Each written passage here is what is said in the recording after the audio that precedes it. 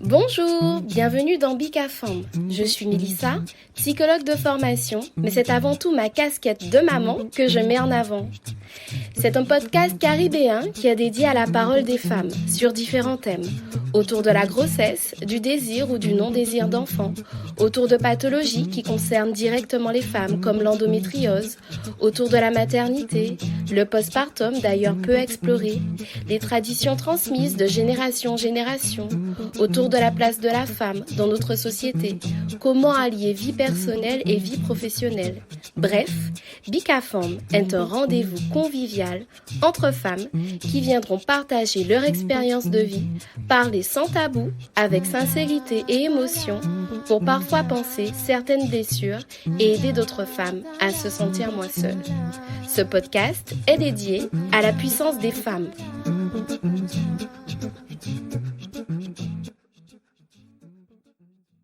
Et oui, Bicafam a 1 an et pour ce premier anniversaire, je vous propose un épisode spécial. Cette fois, je passe derrière le micro pour raconter mon histoire qui m'a conduite à la création de ce podcast. Dans cet épisode, je vous parle à cœur ouvert de ma grossesse, ma maternité et la dépression du postpartum que j'ai traversée. Bref, sans plus tarder, je vous laisse découvrir mon histoire qui, je l'espère, aidera d'autres femmes qui vivent les mêmes réalités. Bonne écoute! Bonjour Wendy! Coucou Mélissa. Alors aujourd'hui, c'est un épisode un peu particulier. Alors il faut savoir que quand j'ai lancé le podcast, déjà mon objectif c'était que le podcast puisse durer au moins 1 an, 1 année. Et Wendy m'avait dit que si du coup j'arrive à sortir des épisodes pendant cette année, au 1 an du podcast, je sortirai mon épisode. Donc aujourd'hui, c'est mon épisode, je passe de l'autre côté du micro et c'est Wendy qui m'interrogera. Alors, merci Mélissa d'avoir cet honneur de pouvoir t'interroger à ton tour. Et du coup, tu vas pas y échapper, comme tout le monde. On va t'écouter pour ta présentation. Moi, c'est Mélissa, j'ai 33 ans, j'ai une fille de 2 ans avec quelques mois et je suis en couple et je suis psychologue. Depuis 1 an maintenant, j'ai le podcast Bicafam. Voilà. Eh bien, parle-nous de ton désir d'enfant. Bon, c'est un peu stressant du coup d'être de l'autre côté. Je comprends maintenant pourquoi les invités au début étaient un peu stressés. Mais bon, ça ira, on va se détendre. Alors, mon désir d'enfant. J'ai toujours su qu'un jour j'aurais voulu avoir des enfants. Alors je m'étais dit, je sais pas, quand j'étais plus jeune, je m'étais dit autour de 25 ans, finalement autour de 25 ans, voilà, ça ne s'est pas fait. Et quand je me suis mise avec mon compagnon actuel, on en a parlé relativement vite. Et c'est vrai que ça a été quand même assez rapide. Au moment où on a commencé à se dire pourquoi pas, ça a été quand même assez rapide. C'est plutôt une bonne nouvelle. Et du coup, qu'est-ce que tu as ressenti quand tu as appris que tu étais enceinte? Alors c'est vrai que c'est assez fou parce que j'ai eu, je sais pas, une intuition. J'ai déjà entendu d'autres femmes en parler, une intuition qui me disait ça y est, je crois que ça y est, je suis enceinte. Sans forcément de retard, sans forcément de signe, en fait, j'ai eu envie de faire un test que j'avais déjà d'ailleurs, qui m'avait été offert pour mes 30 ans. Je ne dirais pas qui me l'avait offert. Et du coup, je me suis dit, c'est bizarre, je sais pas, j'ai un pressentiment. Et j'ai fait ce test. Quand j'ai fait ce test, j'étais seule chez moi, j'ai fait le test, j'ai vu cette petite deuxième barre, et là, je me suis dit, oula, là, je crois que c'est ça. Et c'est vrai que quand j'ai annoncé ça à mon chéri, non mais lui, c'est dommage, j'ai pas eu le réflexe de le filmer, mais ça aurait vraiment été vraiment top de le filmer. Mais il a failli tomber dans les pommes, lui, il était trop choqué, il pensait pas que ça aurait été aussi vite. Et il était très content, mais il était choqué. Il a dû s'asseoir, il m'a demandé un verre d'eau, non mais c'était vraiment super drôle. Mais c'était un super moment, franchement c'était un super moment. Bon, tu en gardes de bons souvenirs. Et du coup, est-ce que tu peux me dire comment s'est passée ta grossesse? La grossesse, au début, c'est très bien passé. J'ai eu un début de grossesse idyllique, pas de nausées, de la fatigue au premier trimestre, c'est classique. Mais j'ai pas été plus malade que ça. Le deuxième trimestre, super, on parle de lune de miel, génial, franchement, j'ai rien à dire. Je travaillais, je continuais à faire mes petites activités, j'ai pas eu de soucis. Et je ne pouvais pas du tout imaginer la suite de la grossesse. C'est vrai que mon gynéco, il a de la bouteille. Il avait commencé à me dire qu'il faudrait peut-être m'arrêter avant. Et moi, je voulais pas. Je voulais aller jusqu'au bout. Je voulais bosser jusqu'au bout de mon congé mat. Le but, c'était de pouvoir garder des jours après que le bébé naisse. Donc, je voulais vraiment aller jusqu'au bout. Et au bout d'un moment, il m'a dit non, c'est bon, je vous mets en congé pato et parce que je sens que là j'avais des petites contractions, il voulait que je me repose et tout, donc du coup j'ai capitulé, j'ai accepté. Et là tu étais dans ton 2e trimestre? Ouais, là j'étais dans mon 2e trimestre, donc j'ai accepté et 2 jours après avoir pris mon congé pato, accepté ce congé, même si à la base je le voulais pas, j'ai commencé à avoir des pertes de liquide et là je me suis dit mais c'est bizarre. En demandant à ma sage-femme, elle m'a dit d'aller aux urgences et elle m'a dit qu'aux urgences au CHU ils auraient le test qui permettrait de savoir si c'était vraiment le liquide amniotique. Et est-ce que tu peux nous dire, du coup tu étais suivie par ton gynéco et par une sage-femme? C'est ça, effectivement. Donc moi j'avais un suivi avec la sage-femme et avec le gynéco, donc j'avais un très bon suivi. Et donc je vais aux urgences gynécologiques et donc j'explique cette perte de liquide. Là, on me dit qu'on va me garder. Effectivement, j'ai des contractions. On me parle déjà de menaces d'accouchement prématuré, donc MAP. Et là, je suis choquée. Je suis à 32 semaines, 32 SA. Et je suis choquée parce que j'y allais juste pour me rassurer et on me dit on va vous garder, on va vous garder en observation, etc. Mais on ne me parle pas de ce fameux test. Et tu étais toute seule à ce moment? Et j'étais toute seule à ce moment parce qu'effectivement, il faut rappeler que c'était au moment du Covid. Donc personne ne pouvait... mon compagnon, il m'a déposée et j'étais toute seule avec toutes ces nouvelles qu'on me donnait, etc. Donc je reste cette nuit aux urgences. En plus, j'étais dans une chambre que je partageais avec 3 personnes. Je vous raconte pas pour l'intimité et tout. Et donc je passe cette nuit angoissée avec des petites contractions non douloureuses. Et moi, je continue à perdre du liquide. À chaque fois, j'essaye de demander, de dire mais je sens que je perds du liquide. On me dit non, pas du tout. Mais en fait, on me parle jamais du fameux test. Et là, le lendemain, j'ai une sage-femme qui vient, qui me dit madame, je suis désolée de vous annoncer, mais votre bébé, il bouge plus en fait. Et là, j'étais choquée. Non, mais sous le choc, je me dis, mais qu'est-ce qu'elle me raconte? Et j'étais tellement choquée, je pense que mon cerveau s'est mis en mode protection. Survie. Et en mode survie. Et du coup, je sais pas. En fait, l'information, je l'ai pas intégrée. Je l'ai entendue et je l'ai pas intégrée. Et je suis restée avec cette information-là pendant environ 10 minutes. Et après, la sage-femme revient. Mais j'ai alerté personne. J'ai envoyé 2 messages à personne, même à mon chéri. Franchement, j'ai pas intégré cette info-là. Et après, elle revient, elle me dit non, je me suis trompée, c'était la personne d'à côté. Désolée, je me suis trompée de dossier. Et là, je me dis, oh là là, non mais je suis où? Ça commençait mal, cette histoire. Non mais là, c'était vraiment l'angoisse. Mais du coup, c'était la personne à côté dans la même chambre que toi? Dans la même chambre, évidemment. Et en fait, ils se sont trompés de dossier et donc on m'a fait cette annonce. Mais bon, voilà. Enfin, ça c'était pour la petite anecdote. Finalement, c'est quand même difficile à intégrer que le corps médical puisse se tromper et t'annoncer que ton bébé n'est plus là. Horrible, mais en même temps, quand moi je me replonge dans cette annonce, comme je te dis, je l'ai pas intégré en fait. J'ai entendu l'info, mais mon cerveau s'est vraiment mis en mode survie, comme tu dis, et je l'ai pas intégré. Donc voilà, mais bon, c'est pour la petite anecdote, c'était très angoissant. Et après finalement, ils ont décidé de me garder, ils m'ont toujours pas fait ce fameux test et finalement, il y a une sage-femme qui m'a dit non mais on vous fera pas ce fameux test parce que en fait on n'a pas le CHU n'a pas ce fameux test, on n'a pas le budget pour avoir le test, donc on pourra pas savoir si c'est du liquide ou pas que vous perdez. Et ils ont écrit sur mon compte rendu de retour chez moi que je perdais pas de liquide. Et finalement, ils ont décidé de me faire, que je pouvais rentrer à la maison avec un suivi sage-femme à domicile et en restant, pour l'instant, pas en restant alité, mais bon, en tout cas, en ralentissant un peu, en me reposant, etc.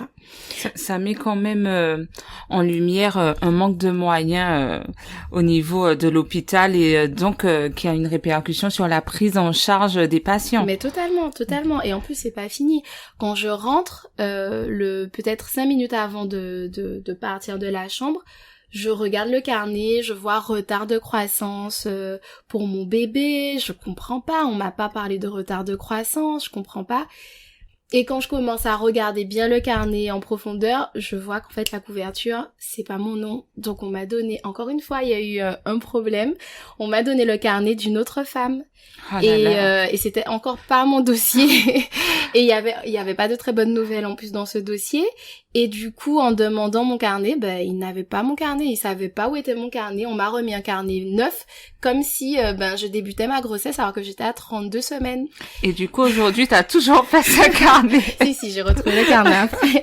Mais c'est quand même assez hallucinant tout ça. Enfin bon, tout ça pour dire qu'après je suis rentrée chez moi, j'étais tranquille à la maison, mais bon, voilà, je me reposais, je me disais ça ira, ok, j'ai eu cette menace d'accouchement prématuré, j'ai eu des contractions mais qui n'avaient pas d'effet sur le col, donc voilà, je me reposais. Et après, une semaine après, là j'ai eu vraiment une rupture franche. Vraiment. Et ta sage-femme, elle venait combien de fois te voir? Alors, officiellement, elle était censée officiellement venir 3 fois par semaine, 2 fois par semaine même officiellement, et en fait elle venait plus régulièrement, et ça me rassurait énormément qu'elle puisse venir comme ça, et ça m'a beaucoup aidée.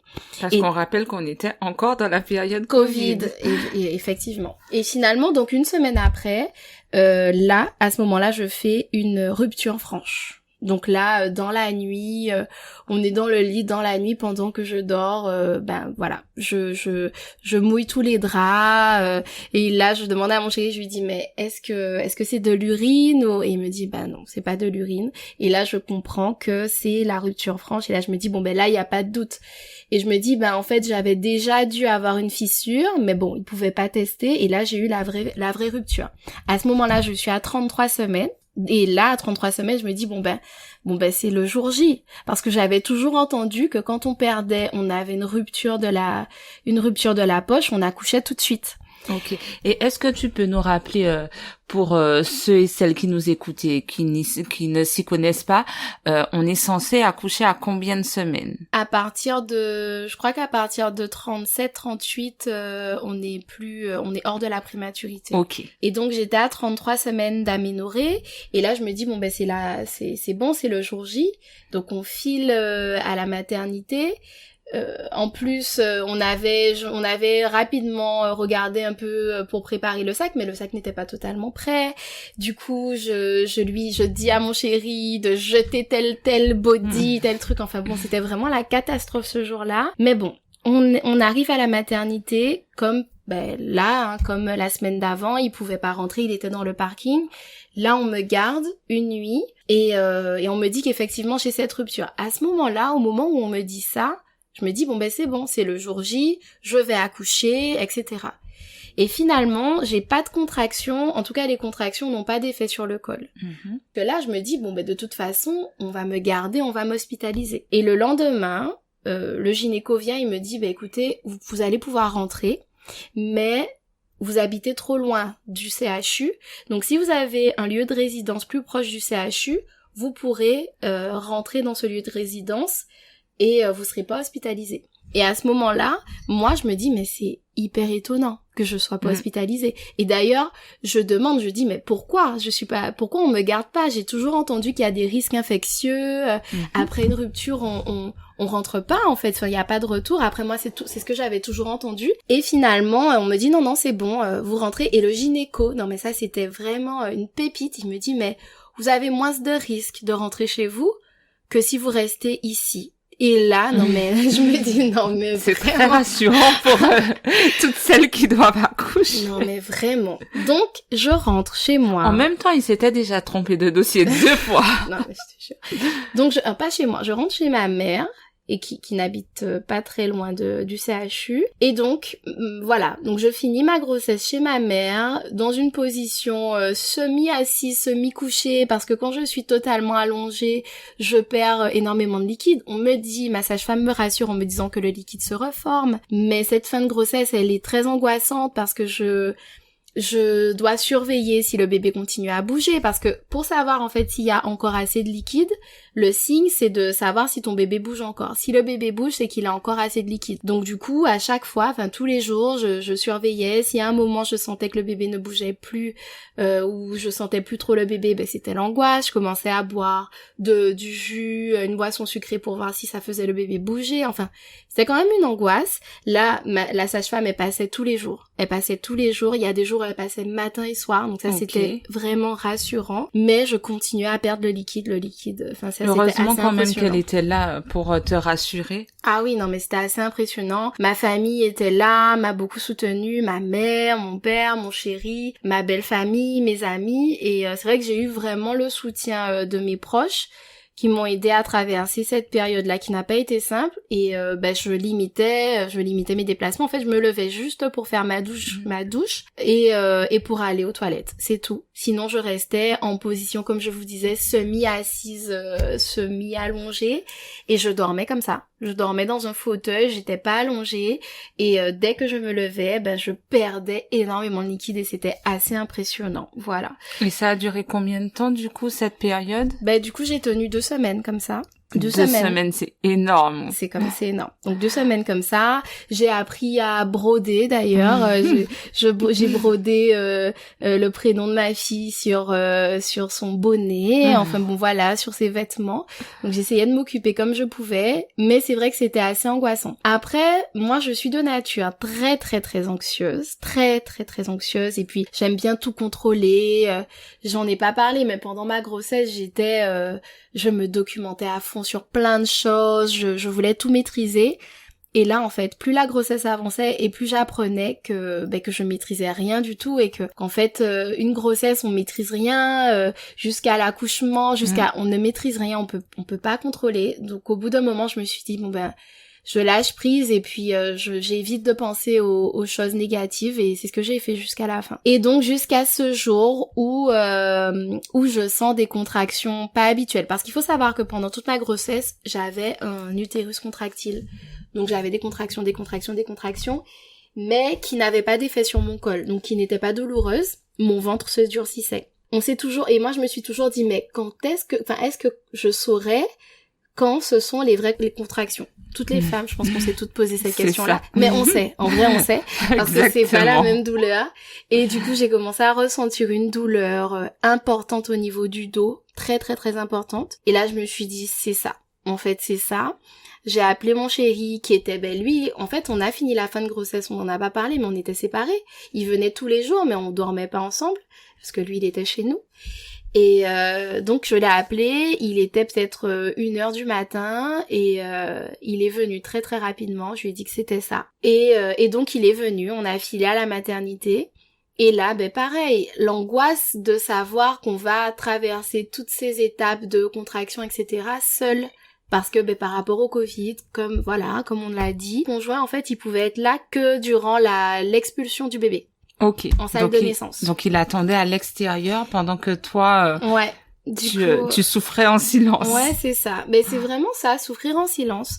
J'étais dans une chambre avec une femme qui souffrait énormément. Je dis pas que je souffrais pas, je souffrais énormément aussi. Mais je pense qu'on avait différentes façons de gérer la douleur. Et je me suis transformée en coach accouchement. Et je pense que ça m'a aidée à ne pas me focaliser sur ma douleur. Donc du coup, je l'aidais, on respirait ensemble. Parce que la sage-femme était horrible avec elle. Parce elle arrivait pas à gérer, elle criait, etc. Et la sage-femme était saoulée, elle sonnait pour que la sage-femme vienne. La sage-femme ne venait pas, du coup moi je sonnais. Et je disais à la sage-femme, c'est pour elle, etc. Et donc je l'aidais, je lui disais, mais respire, on respire ensemble et tout. Et au final, je pense que ça m'a aidé aussi, moi, à me focaliser sur ma respiration et sur autre chose que la douleur. Bon, tant mieux, parce que quand même, c'est fou de se dire que le personnel qui est là pour t'aider, pour te soutenir, pour t'accompagner est saoulé parce que t'es en train de souffrir. Hein. Ouais, je pense alors qu'on sait toutes qu'on vit différemment les choses. Bien donc sûr, c'est ça. C'est exactement ça. Mais je sentais que le fait que l'autre femme s'exprime, je sentais que c'était complètement, ça la saoulait vraiment. Donc elle était complètement saoulée, elle la prenait pas en charge en fait, elle l'ignorait. Donc voilà, donc du coup je faisais mon coaching accouchement, mais entre deux, enfin voilà, je souffrais, j'essayais de respirer, j'avais pris mon ballon, je faisais des exercices. Alors pareil, j'avais pas eu le temps de faire de préparation à l'accouchement. Les poussées, la gestion des contractions, je savais pas tout ça. Enfin, je savais parce que je me suis documentée, mais donc j'ai fait des choses de façon intuitive, même sur le ballon, j'essayais de trouver des positions qui me soulageaient. En fait, moi, les contractions étaient plutôt localisées au niveau de mon dos. J'avais pas du tout mal au niveau de mon bas-ventre. Et faut savoir que j'ai déjà des soucis au niveau de mon dos. Donc j'essayais de faire des mouvements et tout, mais à chaque fois, moi aussi, je demandais, j'avais moi une autre sage-femme, je lui demandais de m'ausculter pour suivre l'évolution, et elle ne voulait pas m'ausculter. Et elle me disait, mais vous gérez, c'est un premier accouchement, vous êtes une primipare, on en a tout entendu parler, donc en gros ça prendra du temps, voilà, enfin on a le temps quoi. Et donc à ce moment-là, tu savais pas à combien tu étais dilatée? Pas du tout, et c'est surtout qu'il faut savoir que quand je suis arrivée aux urgences et qu'on m'a dit c'est bon, c'est le jour J là, ça y est, c'est enclenché, j'ai tout de suite dit mais je veux la péridurale. Et on m'a dit il faut attendre d'être à 2-3, ouvert à 2-3 centimètres. Et là donc voilà, personne vérifiait. Personne ne vérifiait, donc personne ne savait où j'en étais, mais je pense que la sage-femme se disait que j'en étais pas encore là. Ok. Et donc je souffrais en silence, je répétais que je voulais la péridurale, etc. Au bout d'un moment, je tenais au courant mon chéri par message, etc. Je lui disais que je souffrais et tout. Et au bout d'un moment, moi je lui ai dit, écoute, on ne veut pas m'ausculter, on ne veut pas me donner la péri, on veut pas m'ausculter. Donc là, moi, on prend les choses en main et en fait, tu viens. Donc, c'est telle chambre, tu viens. En plus, lui connaissait le service par cœur parce que j'avais déjà fait plusieurs séjours là-bas. Et finalement, il a débarqué. Et quand la sage-femme est arrivée, elle a dit, il est là. Je dis, oui, il est là, il y a un problème. Donc, voilà. Et finalement, elle finit par m'ausculter et j'étais à 8. Merci. Du coup, quand j'étais à 8, j'avais déjà écouté des podcasts. Je savais qu'à 8, il y avait peu de chances qu'ils acceptent de me poser la péridurale. Mais bon, j'ai quand même dit de me la poser. Et en fait, on m'a fait traîner un petit peu. Et puis finalement, j'ai atterri en salle de naissance. Sans péridurale. Quand j'ai atterri en salle de naissance, à ce moment-là, je sais plus comment je m'appelle. Je suis à la limite de la perte de connaissance. J'ai une violente douleur vers le bas. Je sens que le bébé descend, il descend, il descend. Je répétais ça, il descend, il descend. On m'amène en chaise roulante, elle me demande de me mettre sur le lit seule, mais j'y arrive pas, donc mon chéri me porte, il me met sur le lit. Heureusement qu'il était là finalement. Et là, je dis, en fait, je veux la péri. Et elle me dit, la sage-femme qui m'accouche me dit, mais en fait, madame, vous l'aurez pas, vous êtes à 10. Donc là, il y a plus à... Là, il faut pousser pour que le bébé sorte, en fait. Et là, c'est quand même incroyable. Et là, je dis, mais non, en fait, tant pis. Il va rester le bébé, mais il sortira pas. Moi, je n'accouche pas sans péri. J'ai toujours dit que je voulais la péri, donc vous vous débrouillez. Du coup, l'anesthésiste est quand même venue pour m'expliquer que ça n'avait plus de sens et que le temps qu'il pose la péri, j'aurais eu les effets, en plus, peut-être potentiellement secondaires, mais j'aurais tout ressenti. Ça n'aurait pas eu le temps d'agir. Donc, je me dis ok, c'est le moment, on y va. Sauf que je sais pas pousser, on m'a pas appris, donc je commence à pousser, mais bon, j'y arrive pas forcément, je me fatigue beaucoup, voilà. Mais bon, j'essaye de rester focus sur la sage-femme, avec mon chéri aussi, il m'encourage beaucoup. Et puis, donc je pousse, et au bout d'un moment, je sens que le bébé descend. Et là, je crois que j'ai eu c'est ce qu'on appelle le cercle de feu. Je crois que c'est ce qu'on dit.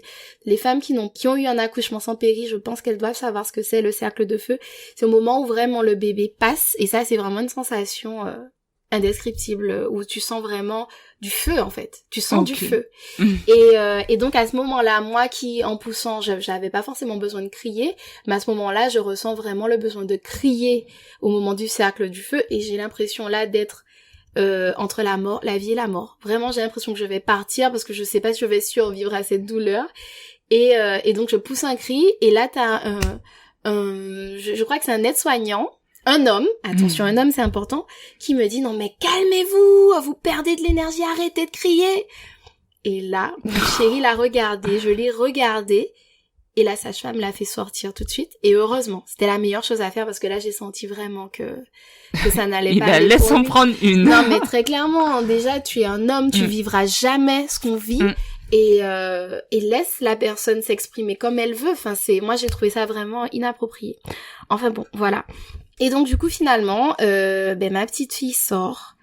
Elle sort enfin, et là, il faut savoir... T'aurais pu prévoir des mouchoirs, cet enregistrement.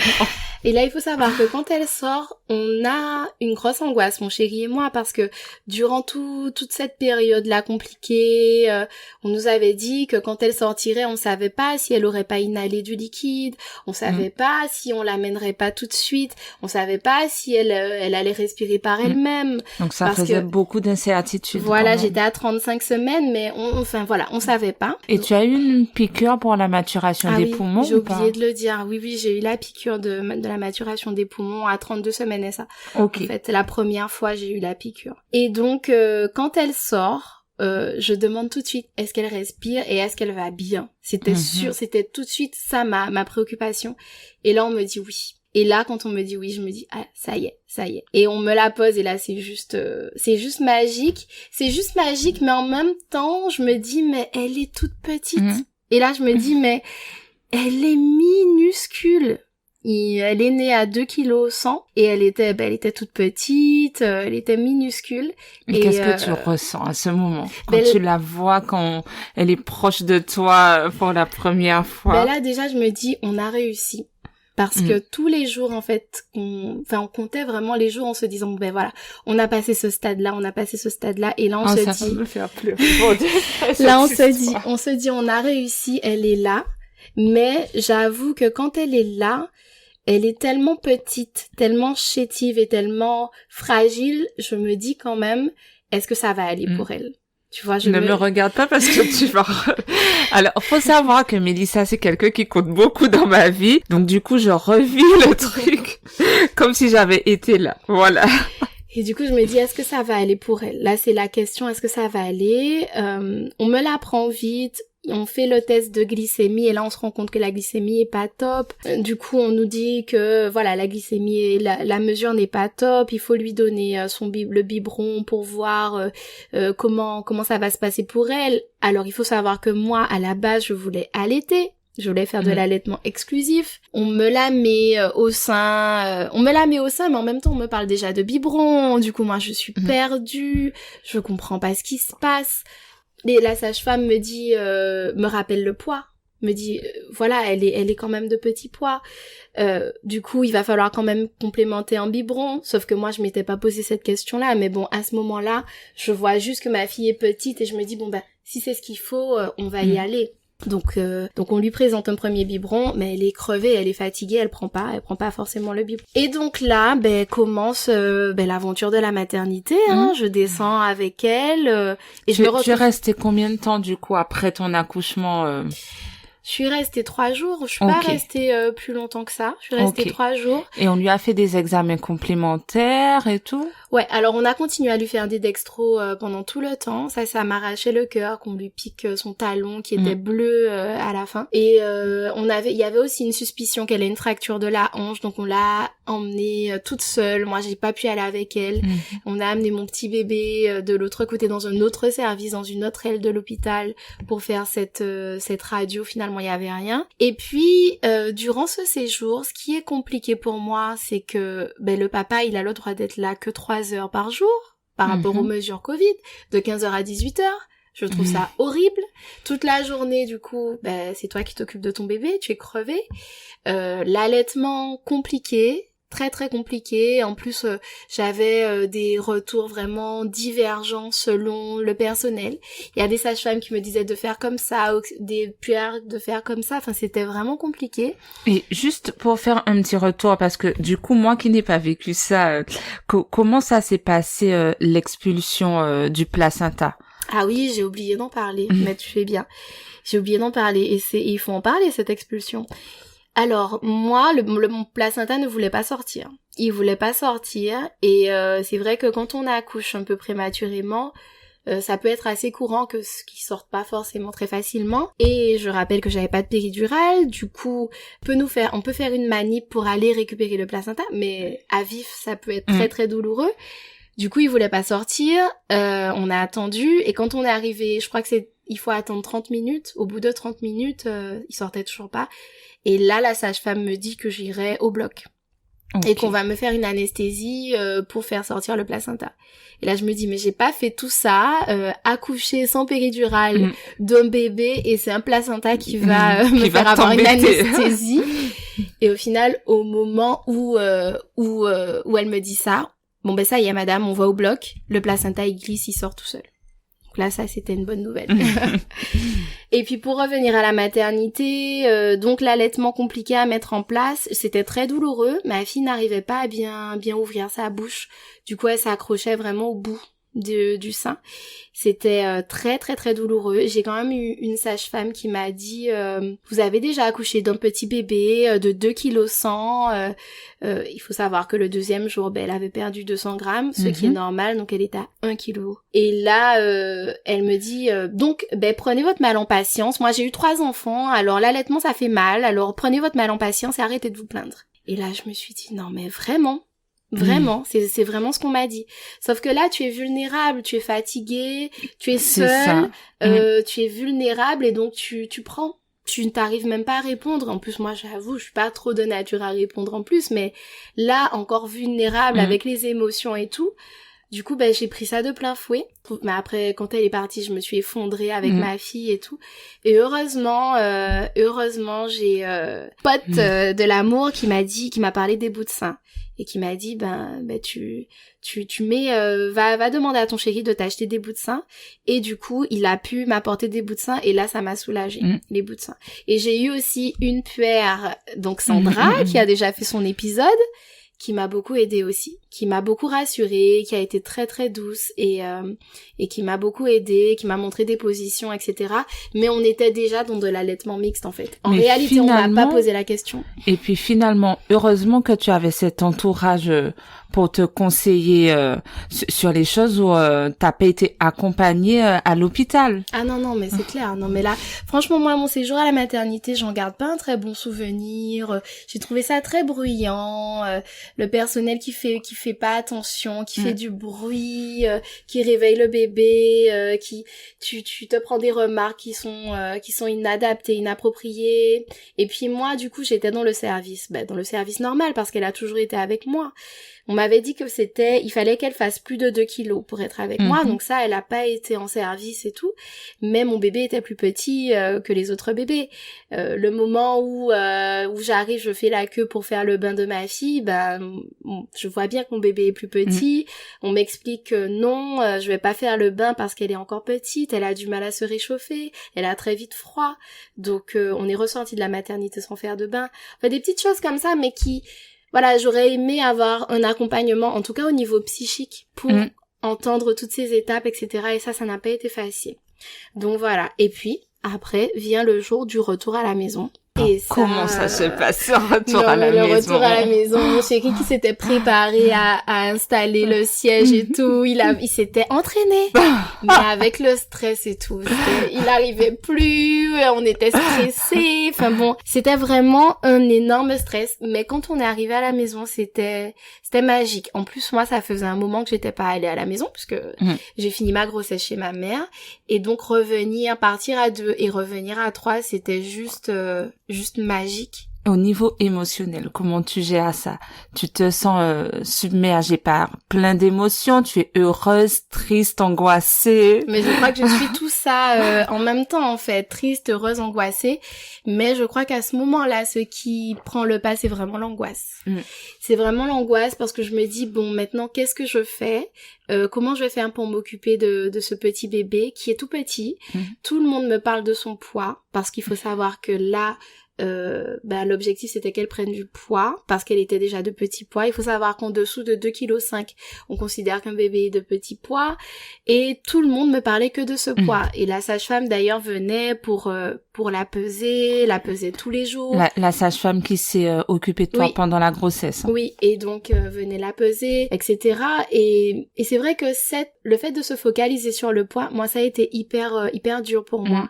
C'était très anxiogène. Tous les jours je me réveillais en me disant est-ce qu'elle a pris 7 grammes? Dès la naissance, on nous embête déjà avec notre poids. Non, mais c'est un truc de fou. Et d'ailleurs, pour revenir à l'allaitement, c'est vrai qu'au début j'étais sur l'allaitement exclusif, mais comme on m'avait tellement dit il lui faudrait son biberon pour complémenter pour qu'elle prenne son poids, on était resté à l'allaitement mixte avec ce biberon. Et donc là, plus les jours passent, plus je me rends compte que mon état émotionnel n'est peut-être pas normal. C'est-à-dire que je suis heureuse d'avoir ma fille, je suis très entourée, très soutenue par mon chéri, par mes parents, par mes proches, mes amis, ma belle famille, mais malgré tout ce soutien, je ressens une tristesse, je sens que je suis tout le temps envahie d'une tristesse importante, j'ai l'impression de tout faire mal, j'ai l'impression d'avoir raté mon job de mère déjà. Raté comment? En ayant accouché avant terme. J'ai l'impression de n'avoir pas réussi à garder ma fille bien au chaud pour qu'elle grossisse comme elle aurait dû grossir à l'intérieur, et que du coup maintenant, si elle a tout ce souci au niveau de son poids, c'est de ma faute. Donc tu as un sentiment de culpabilité énorme. Et tout le monde avait beau me rassurer, me parler, etc. Ça me rassurait pas du tout. Ça m'envahissait, ce sentiment de culpabilité.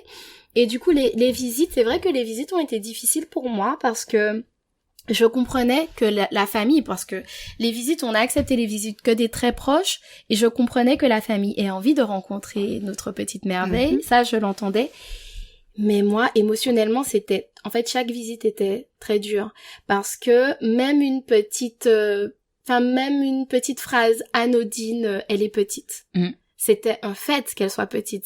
On pouvait pas dire elle est grande, elle est petite. On pouvait pas dire elle est grosse, elle est petite. Elle était petite. Elle Mais on était te le rappelait tout le temps. 40 cm et 2 kilos et 2 kilos 100. Et donc elle était petite. On me le rappelait tout le temps. Mais moi, à chaque fois qu'on me le disait, je le prenais pas de façon factuelle. Je le prenais encore, c'est de ta faute. C'est de ta faute, t'as pas réussi, t'avais que ce job-là à faire, de protéger ta fille, de la faire grossir, et tu l'as pas fait. J'ai eu des remarques, la prochaine fois tu sauras, il faudra manger plus. Bon, ce qui n'a aucun lien. Ça n'a absolument aucun lien entre... J'aurais pu manger pour 2, pour 10, mon bébé aurait eu toujours le même poids. Donc ça n'a aucun lien. Et c'est important de le dire, de le souligner. Et d'ailleurs, moi-même, je suis née à 2,3 kg. J'étais pas un très gros bébé non plus. Donc je savais aussi que j'aurais pas eu un bébé, un énorme bébé. Enfin bon. Mais toutes ces petites remarques, en fait, accolées, c'était très douloureux pour moi. Ça rajoutait en fait à ta culpabilité que tu avais déjà. Oui, c'est ça. Ça renforçait ce sentiment. Exactement. Et du coup, ça me demandait une énergie folle aussi de devoir masquer, parce que alors, la seule personne qui savait, mais de façon transparente, tout ce que je traversais, c'était mon chéri. Mais j'essayais de masquer pour les autres. Ma mère, elle me connaît aussi, elle voyait un peu, mais j'essayais quand même de masquer, je me maquillais, je me coiffais, j'essayais de faire bonne figure, mais en fait, quand tout le monde partait, je m'effondrais. Au fond de toi, ça n'allait pas du tout. Ça n'allait pas du tout, je m'effondrais, et puis je me repliais vraiment dans une petite bulle, et progressivement, je me suis rendu compte que l'extérieur ça devenait très anxiogène pour moi de sortir, pour ne pas avoir à gérer des petites remarques que moi. Alors, c'était pas des remarques malveillantes, encore une fois. C'est moi, par rapport à mon mal-être, je prenais tout mal. Et du coup, comme j'étais pas en capacité de gérer tout ça, je sortais plus. Je sortais pas. En plus, on avait eu tellement peur pour elle dès la fin de la grossesse, après l'accouchement, etc. On était vraiment dans un sentiment de devoir la protéger, la surprotéger, et avec mon chéri aussi. Et en fait, on restait à la maison, on sortait pas. Et le fait de ne pas sortir, je pense que c'était pas non plus la meilleure chose pour le moral, etc. Donc, en même temps, sur le coup, tu faisais ce qui te semblait le plus adapté pour toi. Oui, en fait, j'étais vraiment en mode survie à ce moment-là. Et il y a des jours quand même où je me suis dit, mais je suis une mauvaise mère, je vais pas y arriver, je vais pas arriver à m'occuper de ce bébé-là, peut-être qu'il faudrait même mieux que moi je sois pas là. Enfin, j'ai eu vraiment des périodes très très compliquées. Du coup, est-ce qu'on peut dire que tu étais dans une dépression postpartum sans le savoir? Sans le savoir à ce moment-là, et pourtant moi je m'étais quand même plutôt renseignée, mais je pense qu'on a beau se renseigner, tant qu'on vit pas vraiment la chose, voilà, je me dissociais, je savais ce que c'était la dépression du postpartum, mais mon chéri essayait de m'alerter, mais moi je lui disais non, pas du tout, je suis juste fatiguée, etc. Il faut savoir aussi que ma fille souffrait de RGO, et ça on l'a su au bout d'1 mois et demi. C'est un bébé qui en fait qui pleurait énormément, et qui pleurait énormément quand elle était en position allongée. Okay. Donc dès qu'on la berçait, etc., et qu'on la posait dans son berceau, c'était fini, elle pleurait, elle hurlait à la mort. Est-ce que tu peux nous dire du coup c'est quoi RGO? Ouais, le RGO, attends, c'est la régurgitation en fait. Oui. Et elle régurgite. Gastro, quelque chose, œsophagienne, un truc du genre. Je sais plus. Enfin, ce sont les régurgitations, et en fait, elle, en plus, pourquoi ça a été diagnostiqué ça n'a pas été diagnostiqué tout de suite, parce que c'était pas visible, c'était pas externe, c'était interne. C'est-à-dire que ça remontait et ça redescendait, mais ça la brûlait et elle souffrait énormément. Pourtant, avec les études, en tout cas aujourd'hui, on sait que c'est une des conséquences pour les enfants prématurés. Mais je nous estime chanceux, parce que 1 mois et demi, limite, j'ai entendu des histoires où les enfants ont été diagnostiqués bien plus tard, oui, où ça a été bien plus long. Mais quand même, 1 mois et demi, c'est long, donc on est resté 1 mois et demi à en fait l'endormir en marchant. Okay. Et tous les soirs, moi j'avais vraiment la hantise de la nuit. La nuit arrivait et là je commençais à paniquer, à pleurer, à être très très angoissée de cette nuit, parce qu'on devait se relayer avec mon chéri et on marchait sans cesse. En fait, on la mettait en porte-bébé ou en écharpe et on marchait et on se relayait toute la nuit. Donc il y a aucun moment où on dormait vraiment tous les deux, on essayait de se relayer comme ça, mais les nuits étaient très compliquées et c'était difficile parce qu'elle pleurait beaucoup.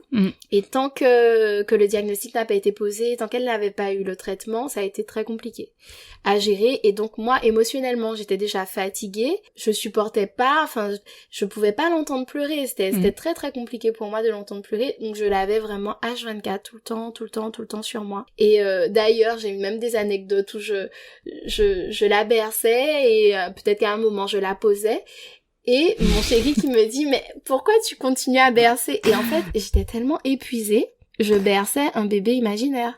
En fait, j'étais en train de bercer un bébé. Vous savez, il y a une vidéo qui passe où on voit une maman qui berce un bébé imaginaire et qui cherche son bébé, et en fait, son bébé est là, quoi. Ben, c'était moi. Mais ça, c'était la fatigue. J'étais juste épuisée. Et à partir du moment où elle a eu le traitement, ça a été beaucoup mieux. Elle a pu, on pouvait la poser. Du coup, ça a été mieux. On a pu dormir un petit peu plus, même si voilà, c'était des nuits. On dort plus jamais pareil de toute façon. C'est clair. Mais à quel moment tu as vraiment réalisé toi que tu étais en train de faire une dépression postpartum? Très tardivement, très très très tardivement. Pour tout vous dire, moi je me suis fait accompagner il y a pas si longtemps que ça. Donc il y a peut-être 6 mois de ça. Rappelle-nous l'âge de ta fille. Ma fille a 2 ans, donc je me suis fait accompagner, elle devait avoir 18 mois. Ok. Donc du coup, non, je pense que je me disais que c'était normal, que j'étais fatiguée, que c'était des émotions normales. Et je tiens à dire aussi à mes proches, si mes proches m'entendent, que mes proches ont fait tout ce qu'il fallait. C'est-à-dire que on peut pas dire qu'on n'a pas été soutenus, on a été soutenus. Mes parents habitent tout près, ils étaient très présents, ma belle famille aussi, mes amis, les deux mamies ont fait des repas pour nous, ça nous a sauvés pendant le postpartum. Quand j'étais à l'hôpital, elles ont préparé des repas, on a eu pendant 2 mois, voire 3 mois des repas, on n'avait pas à gérer ça. Ça, c'est juste génial. Donc je peux pas dire que je n'ai pas eu de soutien, mais je pense que j'étais à un stade, de toute façon, un stade avancé, et en fait j'avais besoin d'un accompagnement. Mais j'étais pas encore au niveau de prendre conscience de cette nécessité de l'accompagnement. Okay. Donc du coup, je faisais comme je pouvais. Après, ma fille a grandi, elle devenait un peu plus autonome, ça allait un peu mieux, et puis moi-même, je commençais à sortir un peu. Et qu'est-ce que tu aurais eu besoin pour te rendre compte de ça avant? Là maintenant, est-ce que tu sais? Là maintenant comme ça, je ne sais même pas vraiment, mais peut-être que c'est-à-dire que au moment où j'ai commencé à sortir, je commençais à m'ouvrir un peu, mais je ne m'autorisais pas à dire toute la vérité. Ok. Je voulais garder la face. Je voulais montrer que ça allait. Et en fait, je m'autorisais pas. Peut-être que, je sais pas, échanger avec d'autres mamans qui vivaient la même chose de façon libre. Moi, je pense vraiment que les groupes de parole, enfin, je sais pas, je pense que ça peut vraiment aider. Qu'on se sente en confiance et qu'on puisse vraiment se confier, ça peut aider. Mais je ne peux pas vraiment dire parce que, à ce moment-là, j'aurais pu dire ça va pas, etc. Et peut-être que j'aurais eu de l'aide. Mais j'ai pas osé. Okay. Et j'étais un peu dans je voulais absolument être, entre guillemets, la mère parfaite, qui gère, qui n'a pas de soucis, qui sait documenter et qui y arrive, en fait, qui gère. Et ça a été très compliqué. Et ce qui a été aussi très compliqué pour moi, c'est d'arriver à concilier tous mes rôles. J'étais donc la mère de ma fille. En plus, j'étais dans ce désir de réparation parce qu'il y a cette culpabilité de n'avoir pas été jusqu'au bout, etc. Donc j'étais très fusionnelle, enfin je suis très fusionnelle avec ma fille et je ne laissais pas du tout de place, enfin je lui laissais pas assez de place à mon chéri et je ne m'en rendais pas compte.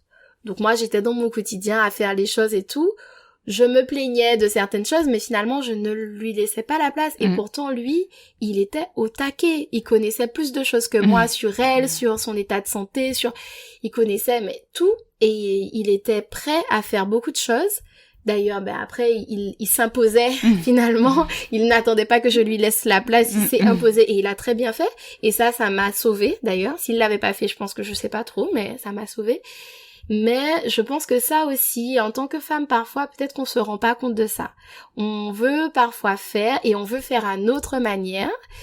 Pour contrôler, c'est encore ce désir de contrôle et on laisse pas forcément la place. Et jusqu'à présent, je me rends compte qu'il y a des fois aussi où voilà, j'ai encore ce petit travers de ne pas lui laisser la place. Et c'est vraiment l'accompagnement que j'ai mis en place qui m'a aidé à comprendre plein de choses. J'ai vraiment fait des liens avec plein de choses. Et j'ai compris qu'il fallait que je lâche prise, que je ne pouvais pas tout contrôler, que c'était impossible. Et en plus, c'est quoi cette vie pourquoi vouloir tout contrôler? Et pourtant, l'univers m'avait déjà montré plein de signes. L'univers m'avait mis à l'épreuve, m'avait déjà montré des signes, mais j'avais toujours pas compris. Et vraiment, en tout cas, moi, j'invite les femmes qui traversent des périodes difficiles. C'est pas une normalité en fait de ressentir des émotions, enfin de la tristesse tout le temps, de se sentir coupable, de se sentir mal, de ressentir un mal-être. Il faut pas normaliser ça. Il faut se dire que dans tous les cas, il y a un accompagnement possible et il y a un mieux qui est possible. Et il faut pas s'enfermer. Moi, je sais que je me suis beaucoup enfermée.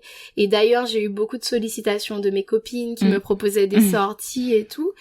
Mais c'était pas contre elles, mais j'étais pas prête, en fait. J'étais pas prête à sortir. Je ne voulais pas sortir. Et donc, du coup, même mes copines, je me dis, mais elles ont dû se sentir impuissantes.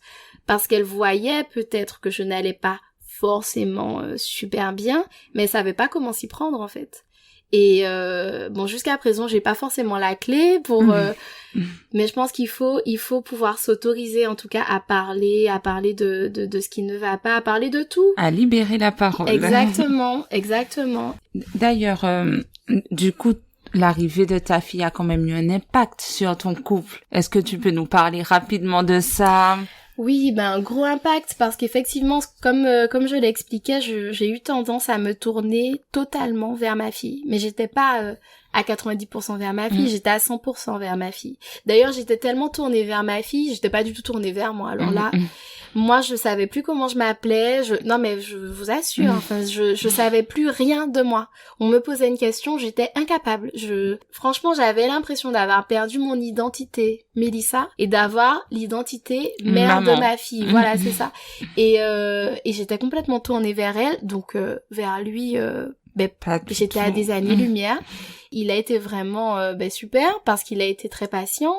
On a beaucoup discuté. Il y a eu des moments vraiment qui ont pas été faciles parce que c'est pas facile d'être avec quelqu'un qui te voit, parce que je le voyais plus. En fait, je voyais que ma fille, ça c'est vrai. Et il a fallu beaucoup de patience, beaucoup de communication pour que je puisse poser des mots et lui dire que c'était pas contre lui et que c'était pas un manque d'amour. c'est que à ce moment-là, en fait, je ne voyais que ma fille. Et j'étais vraiment dans ce désir de réparation. Et j'avais encore cette alarme en me disant que ma fille n'allait pas bien. Et qu'elle n'était pas en sécurité. Il a été accompagné, lui, ou bien il s'est débrouillé non, mais lui, avec ses armes pour être un compagnon exemplaire, non, lui, il faut le dire. Non, mais lui, je sais pas quelle est la définition de mon chéri, super-héros, après, voilà, lui aussi, un jour, il aura besoin sûrement d'être accompagné, peut-être qu'il y a des choses qui vont remonter, mais jusqu'à présent, non, lui, pour l'instant, il n'a pas encore ressenti le besoin, mais je pense que ça pourrait être intéressant qu'il se fasse accompagner, tu vois. Mais il a géré avec ses armes. En plus, dans son groupe d'amis, il a peut-être un pote qui avait déjà eu une fille, donc il pouvait échanger un peu, mais pas tant que ça. Et il a été juste parfait. Parce que franchement, il aurait pu partir. Je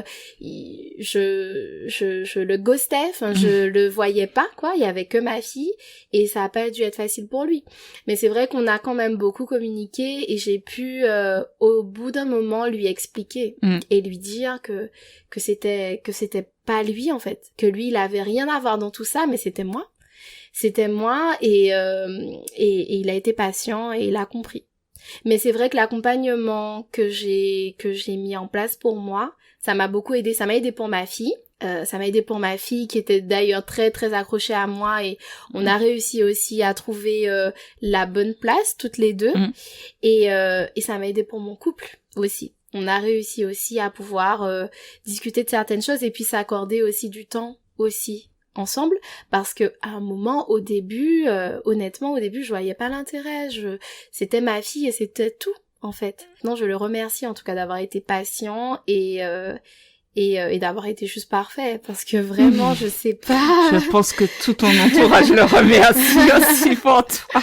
Ah non, mais vraiment, c'était pas facile. Franchement, c'était pas simple, mais il a vu que j'étais au fond du trou, en fait. Il a vu que j'étais au fond du trou et que c'était pas volontaire, c'était pas visé contre lui, et c'était juste que je ressentais un profond mal-être et j'étais juste en mode je veux juste survivre, en fait. Aujourd'hui, je veux juste survivre, et j'étais vraiment en mode un jour après l'autre. Elle a 1 mois, ok, on coche. Elle a eu 2 mois, ok, on coche. On était vraiment là-dedans. Mais quand je repense à tout ça, je me dis ça n'a pas été facile du tout. Toute cette période-là, elle a pas été facile. Et du coup, alors moi j'ai déjà la réponse, mais ce serait super intéressant que tu nous expliques, est-ce que c'est justement tout ton vécu, tout ce que tu as vécu qui t'a donné envie de créer Bicafemme? Totalement. Totalement.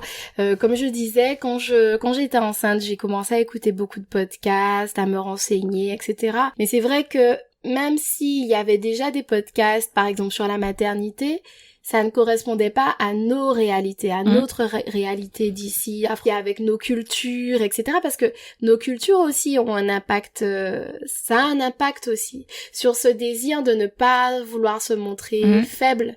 L'image de la femme potomitan où tu montres que tu gères, en fait, que tu n'as pas le droit, et puis la réponse aussi qu'on te donne ici en Guadeloupe, si une femme se plaint, c'est déjà qui t'a envoyé, qui voyait, et puis toutes les femmes ont toujours accouché, donc, toutes les femmes ont eu des enfants, tu peux faire, quel est le problème? Et en plus, toi, t'en as qu'un, donc de quoi tu te plains? Et tu as l'impression que tu ne peux pas te plaindre. Et comme tu ne peux pas te plaindre, tu gardes tout pour toi, et en fait, tu te détruis toi, à petit feu. Et moi, j'ai eu envie de dire stop. Et j'ai eu envie qu'il y ait cet espace pour les femmes, pour que les femmes puissent parler, que ce ne soit pas une honte, parce que traverser une dépression du postpartum, c'est pas une honte, mais c'est une étape, et on a besoin d'être accompagné. C'est pas une normalité. Je veux vraiment distinguer le postpartum de la dépression du postpartum. Le postpartum peut être merveilleux, on peut ne jamais ressentir de sentiment de tristesse. Il y a des femmes qui sont totalement épanouies, mais la dépression du postpartum, c'est autre chose. Et on a besoin d'être accompagné. La dépression du postpartum, s'en sortir sans être accompagné, ça peut, mais je pense que l'accompagnement reste essentiel. Et sans cet accompagnement, honnêtement, je sais pas si j'en serais là où j'en suis maintenant. Et cet espace de Bicafemme aussi m'aide au quotidien. Parce que entendre les témoignages des femmes, la puissance de ces femmes qui traversent des épreuves incroyables et qui font preuve de résilience, d'abnégation, qui y vont, qui lâchent rien, ça donne de la force aussi au quotidien, même si on n'a pas les mêmes réalités, mais en fait on se dit, elle a vécu ça. Ça ne veut pas dire que je minimise mon vécu actuel, mais ça veut dire que je suis capable de traverser et d'aller de l'avant. C'est ça. Et puis on se reconnaît un peu toutes dans les histoires des unes ou des autres. Franchement, alors je ne vais pas donner mon avis là-dessus, mais est-ce que tu penses, après 1 an, là ça va faire 1 an du coup que tu as mis en place ton projet de Bika Femme, est-ce que tu penses que tu as atteint ton objectif? Ne serait pour toi, pour les autres. De toute façon, dès le premier épisode, l'objectif était atteint. Parce que l'idée pour moi, c'est de donner la parole aux femmes. Dès le premier épisode, c'était avec toi. C'était justement que tout le monde entende ton vécu et que tu puisses libérer la parole sur certaines choses et sur certains sujets tabous. Et je me rends compte que Bika Femme a permis de parler de sujets dont on ne parle jamais. C'est ça. Par exemple de la prématurité, par exemple du postpartum, par exemple du deuil, de la perte d'un bébé, enfin de sujets dont on ne parle jamais et puis que la femme puisse enfin parler de ses ressentis avec ses mots et qu'il n'y ait pas d'autres personnes qui reprennent, qui minimisent, qu'elle puisse enfin avoir son espace et qu'elle puisse dire ce qu'elle a à dire. Vraiment, sans tabou, sans filtre, et qu'elle puisse se libérer. Et sur tous les sujets. Et sur tous les sujets. Et c'est vrai que à chaque fois, à chaque fin d'épisode, les femmes avec qui j'échange me disent, mais ça m'a fait un bien fou. Alors moi, le nombre d'écoutes ou autre, honnêtement, c'est pas mon objectif. Mon objectif, c'est justement, il est atteint à chaque fois que chaque femme me dit « Je me sens libérée, je me sens bien, j'ai pu enfin en parler et ça me fait du bien. » Et puis, là, du coup, je me dis, l'objectif, il est atteint. Et là, moi, je me dis que l'objectif est atteint pour moi parce que j'ai enfin réussi aussi à raconter mon histoire. Parce que dans les détails comme ça, je suis pas sûre que tout le monde je pense que même mes proches n'avaient pas tous ces éléments-là. Parce que j'ai jamais vraiment osé parler de tout ça. Et ça fait un bien fou. C'est vrai que c'est pas facile de revenir sur des choses qui sont pas évidentes quand on est passé à autre chose. Ce sera encore plus difficile de te réécouter après. Mais je pense que c'est important parce que les femmes si ça peut aider une femme qui entend, qui écoute, qui se sent mal et qui se dirait je peux le faire, je vais me faire accompagner. Voilà, n'hésitez pas à consulter et à vous faire accompagner, c'est très important. On a le droit de traverser des périodes difficiles, mais il faut pas se dire qu'on est forte et qu'on va y arriver forcément. Moi, c'est pas le message que je veux donner dans Bika Femme. Le message, c'est que on a le droit d'avoir des périodes difficiles. De doute, etc. Mais c'est important de se faire accompagner et puis entendre le vécu de chacune. Je trouve que ça donne de la force. Alors, on pourrait rester des heures à parler toutes les deux, mais je pense qu'au bout d'un moment, faut qu'on arrive à la fin. Mais est-ce qu'il y a un autre truc que tu aimerais nous dire avant la signature du podcast, parce que tu crois pas que tu vas y échapper non plus. Non, vraiment, je voulais, si j'avais quelque chose à dire, c'est merci à toutes les personnes qui écoutent Bika Femme, à toutes les personnes qui m'ont permis, mes proches, de mettre en place ce beau projet, à mon chéri aussi, qui est toujours là au quotidien, qui me booste et qui m'aide aussi pour ce projet, parce qu'il faut qu'il s'occupe de ma fille pendant que je fais les épisodes, etc. Et puis, merci aux femmes qui ont participé, parce que sans elles, il y aurait pas eu Bika Femme. Et je souhaite encore des années de Bika Femme et qu'il y a encore d'autres BIC aussi, parce qu'on a eu un premier BIC pendant les vacances avec les femmes du podcast, qu'on puisse faire des cercles de femmes, qu'on puisse se rencontrer sur des thèmes, etc. Et je sais qu'il y a encore plein de belles choses pour Bika Femme. Voilà. Et puis je souhaite te remercier d'avoir accepté de faire cet épisode avec moi. On va pleurer, ne me regarde pas. Et c'est vrai que, voilà. Au nom de toutes les femmes que tu as interrogées, avec qui tu as discuté, je pense qu'elles seront toutes d'accord avec moi.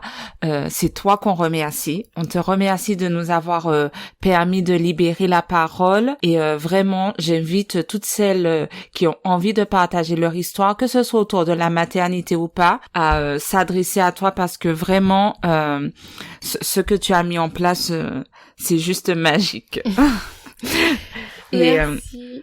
Et du coup, pour clôturer le podcast, alors je ne me rappelle pas de la formule que tu emploies, mais comment tu pourrais te définir en 3 mots? C'est ça, c'est exactement ça. Alors, me définir en 3 mots, je dirais empathie, douceur, sororité. Voilà. D'accord. Je crois qu'on va s'arrêter là. En réalité, il y aurait plein de mots pour te définir, mais c'est parce que je t'aime d'un amour infini, donc. En tout cas, merci pour ce bel épisode, merci pour ce bel échange. Je pense que c'était important aussi que je puisse raconter mon histoire, qui est liée aussi à l'histoire de Bika Femme. Et puis c'est cet épisode en plus, ma fille un jour peut-être qu'elle l'écoutera. Et est-ce qu'on se dit rendez-vous dans 1 an pour un second épisode avec toi? On verra. Là maintenant je dis rien parce que dès que je dis quelque chose, il faut le faire. On verra, mais pourquoi pas fermer en tout cas à l'idée, parce que j'ai beaucoup aimé et s'il fallait, on aurait pu encore parler, mais bon, il faut s'arrêter un moment. Merci Mélissa d'avoir créé Bika Femme et merci de nous avoir partagé ton histoire pour qu'on comprenne ce qui t'a donné envie de créer ce podcast. Merci à toi, à bientôt. C'était l'épisode 26 de Bika Femme, 1 an de témoignages, de fous rires, de larmes. Je remercie infiniment toutes ces femmes puissantes qui ont participé au podcast, toutes ces personnes qui me soutiennent au quotidien dans cette belle aventure et bien sûr, je vous remercie pour votre écoute. Je vous donne rendez-vous vendredi 8 décembre dans 3 semaines pour un prochain épisode. Longue vie à Bika Femme et prenez soin de vous.